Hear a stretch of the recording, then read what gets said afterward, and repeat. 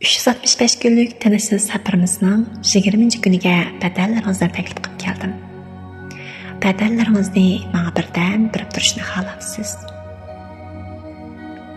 Har birimiz tanishish uchun oldi bilan o'zimizning xiyollarini ko'zlaylik.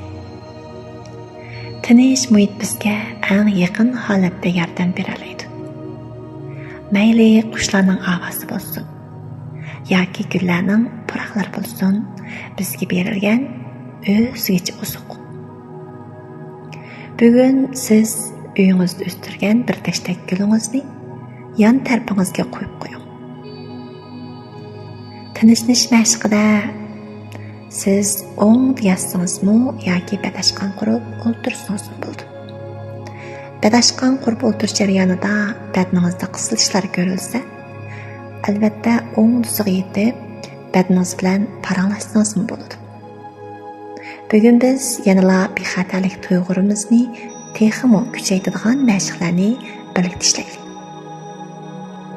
Biz qo'rqadigan ishlar emas, yana bizni astirdan bo'saq qilib turadigan har xil kayfiyatlarmi bizning bexatarlik tuyg'urimizga ta'sir ko'rsatadi. Bugun sizning o'zingizga ishonmaydigan bir qismingizni ko'rib boqaylik.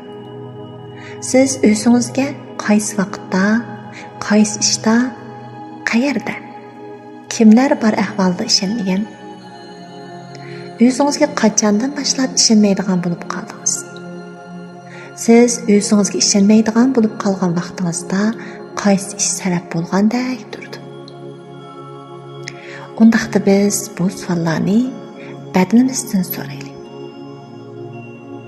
Siz chunqur nafas sumirib, ham nafas chiqarib, badaningizni erkin, rahat qo'ying. Badanni rahat qo'yayotgan sari badanga keladigan uchurlar shuncha saplashidi, texmo haqiqiylashidi.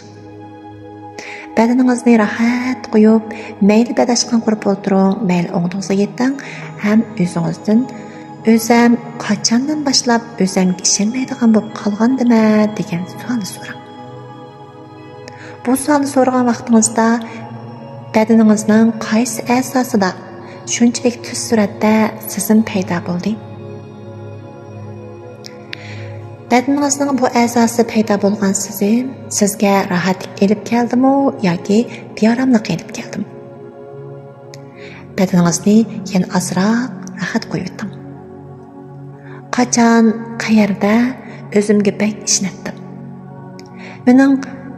Men har qanday ishni qila olmayman deb baqqan vaqtim bormidi?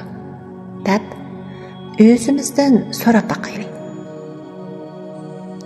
Odamga ishonmaslik qayerdan boshlangan bo'lg'aydi? Qilgan ishidanmi yoki degan gapidanmi? Oldi bilan o'zimga ishonmagan vaqtni tepib chiqay. Badimizdan yana qayt bir so'rab boqaylik. Men o'zimga qachon, qayerda faqat ishonmagan, ham ishonganimga pushaymon qilgan. O'zimga ishonmagan vaqtim cho'ng ish emas, ammo o'zimga ishonmagan, o'zimni yaxshi ko'rmasligim bak cho'ng ish. Hech qis yo'q. Men o'zimga ishonmagan vaqtlarim bo'lishi bu intayin normal. Lekin o'zimga ishonmagan, o'zimni yaxshi ko'rmasligim sal benormal. Undaqda do'stim, bugungi ishonmagan o'zimizni yaxshi ko'raylik. Men o'zimga ishonmagan qismini ajoyib yaxshi ko'raman. Bu so'zliklarni birlikda deylik.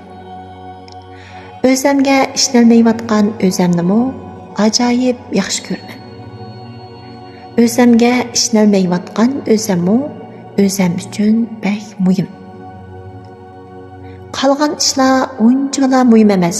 Men o'zimni yaxshi ko'rishim hammadan muhim. O'zimga ishongan vaqtimda yaxshi ko'rib, ishonmagan vaqtim yaxshi ko'rmaslik bu mening ajoyib cho'ng xatoliqim. Shuning uchun o'zim oldi bilan ishonmagan vaqtimni erkiltib yaxshi ko'raman.